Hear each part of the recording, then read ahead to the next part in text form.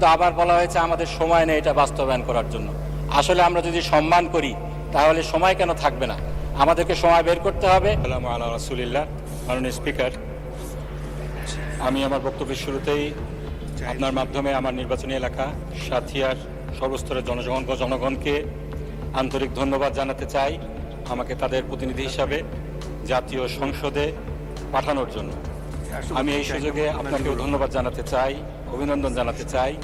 আপনি সংসদে এবং মন্ত্রী পরিষদে আমার শহীদ পিতা মাওলানা মতিউর রহমান নিজামীর কলিগ ছিলেন। আপনি একজন বীর মুক্তিযোদ্ধা, আমাদের দেশের একজন মাননীয় সদস্য, আপনার সময় 5 মিনিট। ধন্যবাদ মাননীয় স্পিকার। ব্যক্তিগতভাবে 2002 সালে আপনার সাথে একসাথে হজ করার সুযোগ হয়েছিল। আপনাকে আমি একজন সজ্জন, বিনয়ী, সদালাপী এবং উদার মনের মানুষ হিসেবে জানি। মহান রব্বুল আলামিনের দরবারে দোয়া করি আল্লাহ সুবহানাহু ওয়া তাআলা যেন আপনাকে আপনার উপর অর্পিত দায়িত্ব সততা এবং দক্ষতার সাথে পালন করার তৌফিক দান করেন।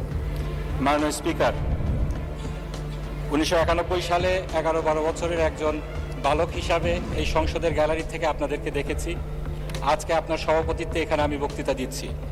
দ্বিতীয় প্রজন্মের সংসদ সদস্য হিসাবে স্বাভাবিকভাবেই অনেক স্মৃতি মনে পড়ছে। আজকের মাননীয় প্রধানমন্ত্রী যেখানে বসে আছেন সেখানে ওনার মা দেশনেত্রী বেগম খালেদা জিয়া বসতেন। এই সংসদে আমার শহীদ পিতা মাওলানা মতিউর রহমান নিজামী, শহীদ সালাউদ্দিন কাদের চৌধুরী, আল্লামা দেলোয়ার হোসেন সাইদি, মরহুম আব্দুল্লাহ আল নোমান, সাদেক হোসেন খোকা সহ অনেকেই ছিলেন। ইউটিউব বা ফেসবুক রিলে এখনও অনেক ভিডিও আসে যেখানে আমরা দেখি আমার শহীদ পিতা মাওলানা মতিউর রহমান নিজামী তার স্বভাবসুলভ যুক্তিপূর্ণ বক্তৃতা রাখছেন এবং দেশনেত্রী বেগম খালেদা জিয়া সেটা টেবিল চাপ দিয়ে অ্যাপ্রিসিয়েট করছেন। আজকে তারা আমাদের মাঝে নেই, কিন্তু তাদের সন্তান হিসাবে আমরা জনগণের ভোটে নির্বাচিত হয়ে এই সংসদে এসেছি। মাননীয় স্পিকার, আমাদের দ্বিতীয় প্রজন্মের সংসদ সদস্যদের মধ্যে এখানে একটা বিষয় মিল রয়েছে। আমরা সকলেই ফ্যাসিবাদের নির্যাতনের একটি কঠিন অধ্যায় পার করে এখানে এসেছি। দেশনেত্রী বেগম খালেদা জিয়া, তাকে যেভাবে এক কাপড়ে তার বাসা ছাড়তে বাধ্য করা হয়েছে, মামলা হামলা করে তার পরিবারের উপর নির্যাতন করা হয়েছে, তাকে মিথ্যা মামলায় সাজা দেওয়া হয়েছে। একইভাবে আমার শহীদ পিতা মাওলানা মতিউর রহমান নিজামী, দেলোয়ার হোসেন সাইদি, শহীদ সালাউদ্দিন কাদের চৌধুরী সহ অনেককেই শতাব্দীর জঘন্যতম মিথ্যাচারের মাধ্যমে বিচারিক হত্যাকাণ্ডের শিকার হতে হয়েছে। আমাদের কাউকে কাউকে গুম করা হয়েছিল, কাউকে কাউকে দেশ ছাড়তে বাধ্য করা হয়েছিল। তা আমি বিশ্বাস করি মাননীয় স্পিকার, আমরা শুধু আমাদের পূর্বপুরুষের লিগেসি এখানে বহন করছি না, বরং আমরা সকল নির্যাতিত পরিবারের প্রতিনিধিত্ব এখানে করছি। আমরা এমন একটি সময় দেখেছি মাননীয় স্পিকার, যখন অবিচারকে বিচার, অনিয়মকে নিয়ম হিসাবে প্রতিষ্ঠিত করা হয়েছিল। আদালতের কাঁধে বন্দুক রেখে সংবিধান সংশোধন করে ফ্যাসিবাদকে সাংবিধানিকভাবে প্রতিষ্ঠিত করা হয়েছিল। মাননীয় স্পিকার, ফ্যাসিবাদকে প্রাতিষ্ঠানিক রূপ দেয়া হয়েছিল। সেই ফ্যাসিবাদকে অপসারণ করার জন্য, গণতন্ত্রকে পুনরুদ্ধার করার জন্য একটি বিপ্লব অনিবার্য হয়ে পড়েছিল এবং সেই বিপ্লব আমরা দেখেছি 24শে জুলাই এদেশের ছাত্র জনতা দল মত নির্বিশেষে বুকের তাজা রক্ত ঢেলে এদেশ থেকে ফ্যাসিবাদকে উৎখাত করেছে। মাননীয় স্পিকার, আমরা সকলে এই জুলাই সনদ বাস্তবায়নের কথা বলছি, যে সনদের ব্যাপারে আমরা সকল দল একমত হয়ে স্বাক্ষর করেছি, যে সংস্কারের বিষয়ে প্রায় 70% জনগণ হা ভোট দিয়েছে। কিন্তু আজকে সেই সনদ কিভাবে বাস্তবায়িত হবে সেটা নিয়ে ধোঁয়াশা তৈরি হয়েছে।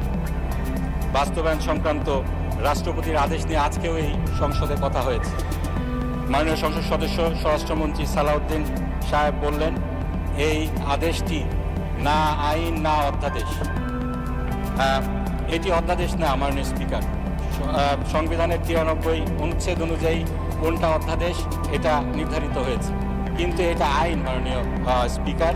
এবং আইনের যে সংজ্ঞাটা এটা আমাদেরকে সংবিধান থেকেই নিতে হবে, বাইরের থেকে না নিলে চলবে না। এই আইন কি এই ব্যাপারে সংবিধানে সুস্পষ্টভাবে 152 নম্বর অনুচ্ছেদে বলা হয়েছে, সেটা আমি একটু পড়ছি। আইন অর্থ কোনো আইন, অধ্যাদেশ, আদেশ। সুতরাং সকল আদেশ, সেই আদেশগুলা যেগুলো রাষ্ট্রপতি দিয়ে থাকেন সেগুলা আইন এই সংবিধান অনুযায়ী। আমাদের এই বাংলাদেশে এই আদেশ কিন্তু প্রথম আদেশ নয় মাননীয় স্পিকার, এই আদেশ কিন্তু আগেও হয়েছে। আমাদের দেশে 1972 সালে, 71 এবং 72 সালে 155টির বেশি আদেশ হয়েছিল, যেগুলো এখনো আইন হিসাবে বলবৎ রয়েছে। আমরা যে এখানে নির্বাচিত হয়েছি মাননীয় স্পিকার, সেই নির্বাচনটা হয়েছে আরপিওর আন্ডারে। সেই আরপিওটা কি? Representation of people's order 1972। এটি একটি রাষ্ট্রপতির আদেশ। সুতরাং এটা বলার কোনো সুযোগ নেই যে রাষ্ট্রপতির আদেশ এটা আইন নয়। আমরা এই সংবিধান সংরক্ষণের জন্য, সমুন্নত রাখার জন্য শপথ নিয়েছি। এই সংবিধান অনুযায়ী যেটা আইন সেটা আমাদেরকে মানতে হবে। এই রাষ্ট্রপতির আদেশ একটি আইন, এটা আমাদেরকে মানতে হবে। এই আইনের ব্যত্যয় যারা ঘটিয়েছেন তারা আইন ভঙ্গ করেছেন। আজকে আইন অনুযায়ী 30 দিনের মধ্যে এই সংস্কার পরিষদ ডাকার কথা ছিল। এই আদেশের 10। ধন্যবাদ মাননীয় সদস্য। আচ্ছা, 1 মিনিট বলেন। জি, মাননীয় স্পিকার, এখানে অনেক কথাই বলা হয়েছে। আজকে বলা হয়েছে আমরা এই জুলাইয়ের সনদকে সম্মান করি, গণরায়কে সম্মান করি, কিন্তু আবার বলা হয়েছে আমাদের সময় নেই এটা বাস্তবায়ন করার জন্য। আসলে আমরা যদি সম্মান করি তাহলে সময় কেন থাকবে না? আমাদেরকে সময় বের করতে হবে, জুলাইয়ের সনদ আমাদেরকে বাস্তবায়ন করতে হবে। এই সংসদে আমরা সংবিধান সংশোধন করে আমরা এটা বাস্তবায়ন করতে পারবো না। আমাদের সুপ্রতিষ্ঠিত যেই জুরিসপ্রুডেন্স রয়েছে, সেই 8ম সংশোধনীর আনোয়ার হোসেনের মামলায় যেটা বলা হয়েছে, সংসদ চাইলেই সংবিধানের মৌলিক কাঠামোকে পরিবর্তন করতে পারেন না। 8ম সংশোধনীর স্পেসিফিক যেই বিষয়টি ছিল সেটি ছিল এই বিচার বিভাগকে বিকেন্দ্রীকরণ। সেই বিষয়টি কিন্তু আমাদের সেই অধ্যাদেশের মধ্যেও এসেছে।